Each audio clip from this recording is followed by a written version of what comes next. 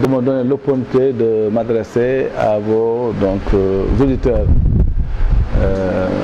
Là, je suis au niveau de mon siège en compagnie de mon secrétaire exécutif, Mamadou Faye, donc pour parler un peu de notre itinéraire. Nous avons quitté Dakar pour aller dans l'intérieur du pays. Nous sommes passés d'abord par Kébémer, dans le village de Nguembe, à Saint-Louis. Donc nous sommes partis jusqu'à Richard-Toll. On a passé la nuit dans la commune de Ndiaye-Pendao. On est arrivé à Ndioum et on est reparti sur Aïrelao. On a passé la nuit à Mbolo-Birane. On a fait pendant 2 jours la commune de Boké jusqu'à Ndiaye-Fafare. On est revenu également dans l'île à Morphile. On est séjourné quelques jours pour terminer par un grand rassemblement populaire pour discuter avec les populations.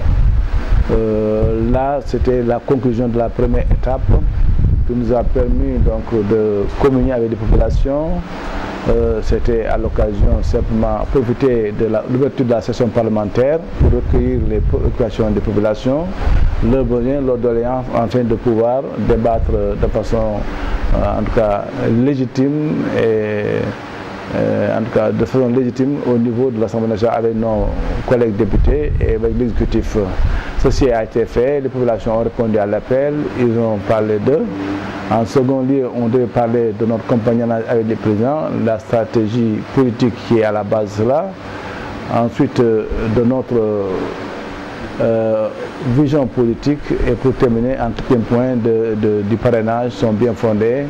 Et voilà les 4 axes qui étaient l'essentiel de notre tournée dans le nord du Sénégal, en Louga compris. Ça a été bien accueilli par les populations. Je l'ai dit tantôt, ils ont beaucoup apprécié, ils ont beaucoup contribué. Ça nous a permis d'avoir une mention d'information pour qu'on puisse demain faire valoir cela au niveau des institutions. La seconde étape, nous sommes repartis de Mbouba, en passant par Saint-Louis, où on a participé à la remise aux bénéficiaires des financements de la DER, pour la région du Nord. Et ça a été une occasion également de parler aux autorités comme aux populations de ce que nous avons déjà pu sentir dans la région, des difficultés des populations, mais également de la participation et la responsabilité des populations quant à la bonne gestion de ces fonds qui sont des fonds publics. Et nous osons espérer que cela sera suivi.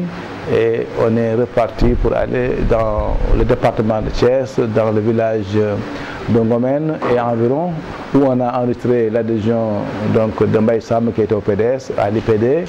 Et là aussi, c'est la même mission, c'est les mêmes thèmes qui ont prévalu. Ça également s'est rajouté à ce que nous avons pu glaner au niveau du Nord. Nous sommes dans la mouvance présidentielle, nous sommes élus députés sur la bannière de l'IPD, cela veut dire que c'est un poids politique. Donc le poids politique sera mis en contribution dans cette mouvance présidentielle.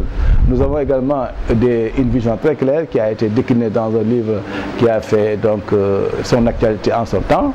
Ceci également est de notre volet, de notre participation.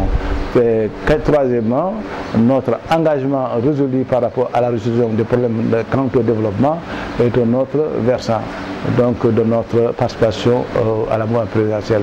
Voilà les 3 points au moins qui fondent notre adhésion à cette mouvance présidentielle et notre concours dans son renforcement en qualité comme en force. Parlons un peu du parrainage. Où en êtes-vous? Le parrainage, nous avons démarré tard, par rapport à ce parrainage. Nous sommes naturellement dans la majorité présidentielle, mais le président de la République nous a demandé de collecter des parrainages pour son compte par nous-mêmes. Nous avons sillonné tout le pays, nos partenaires et nos responsables dans toutes les localités du pays ont été saisis, ils sont en train de travailler. Donc nous avons imprimé plus de 50 000 fiches. Ils sont en train de les remplir. Maintenant, c'est à partir de la collecte qu'on saura ce que nous avons fait. Mais vraiment, par rapport à ce que nous avons dit, c'est vrai que les gens veulent être informés, veulent être pris en compte, veulent également qu'on puisse leur expliquer. Mais nous le faisons si bien et nous pensons à la collecte, donc la moisson sera belle. Très difficile parce que déjà sur le plan des équipements ne sont pas donc effectifs. Rien que le centre de santé de Kaskas, qui est là depuis 12 ans, n'a pas été réalisé, donc qui tarde à réaliser, constitue un élément factuel du délabrement du tissu équipementiel dans cette localité.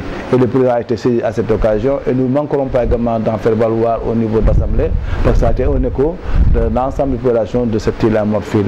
Et sur le plan de l'agriculture est en train d'être en tout cas réalisé, mais de façon techniquement approximative, parce que les populations jugent que les parcelles ou les aménagements qui ont été faits n'ont pas été très bien faits. Il manque de planité, il manque également donc de solidité des digues, et donc ça veut dire quelque part ils ont des difficultés pour pouvoir vraiment faire des cultures comme il se doit, par défaut donc des aménagements, et les aménagements ne sont pas encore suffisants, et l'un dans l'autre le coût également de l'eau est très exorbitant. Ça c'est sur le plan agricole. Sur le plan maintenant de l'électricité, quelques villages que nous avons pu contacter nous ont dit que d'abord sur le plan de la puissance électrique, elle est faible, elle ne peut pas contenir les équipements, donc c'est comme du courant déverrouillé, c'est leur expression.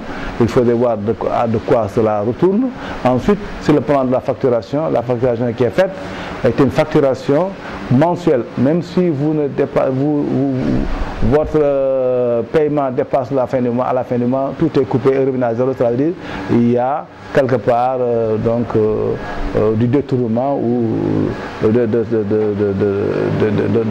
leur sous, et ils réclament cela. Ça a été un écho important. Maintenant, il y a le réseau également sur le plan de la téléphonie qui manquerait dans certaines localités, et sur le plan également des équipements, rien qu'à Djudé-Diabé, sur la traversée frontalière, le poste de police qui est là n'est pas digne du Sénégal. De l'autre côté, on a un poste de police vraiment très digne d'un pays, et de l'autre côté du Sénégal, on a des abris provisoires pour des policiers qui doivent d'abord faire valoir la solennité de leur mission avant tout. Et là, je pense que des corrections doivent être apportées. Nous en avons fait l'écho déjà à l'Assemblée nationale, au ministre de l'Intérieur. Nous attendons de voir. Mais pour le reste, je pense que c'est un chapelet donc de revendications. Cela ne veut pas dire qu'il n'y a pas de choses qui ont été faites. La route qui a été déjà en cours de réalisation de Yamafeu est en cours, mais prend beaucoup de retard. Donc, et les pistes intra-villages font défaut. J'en prends exemple entre Djoudé et Douguel, il n'y a pas de piste.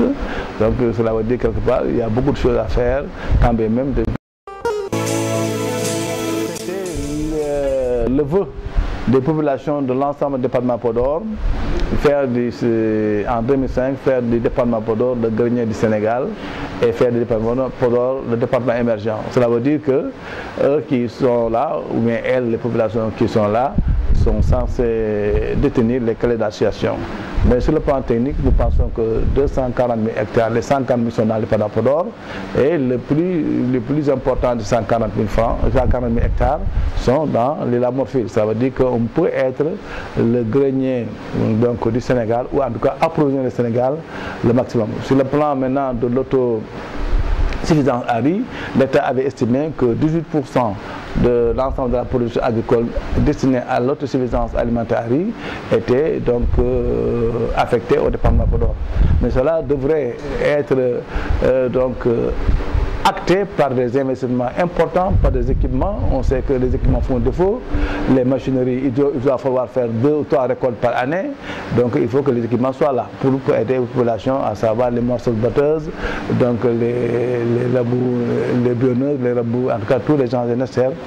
Donc pour cette culture-là, ça veut dire que nous avons du chemin à faire, quand bien même les populations sont déjà averties. Reste à les accompagner sur le plan d'abord investissement, mais sur le plan commercial, pour que le produit soit écoulé de façon vraiment satisfaisante. Monsieur Ibrahim, je rappelle que vous êtes le président de l'IPD, la rédaction de Dakar Express. Merci beaucoup.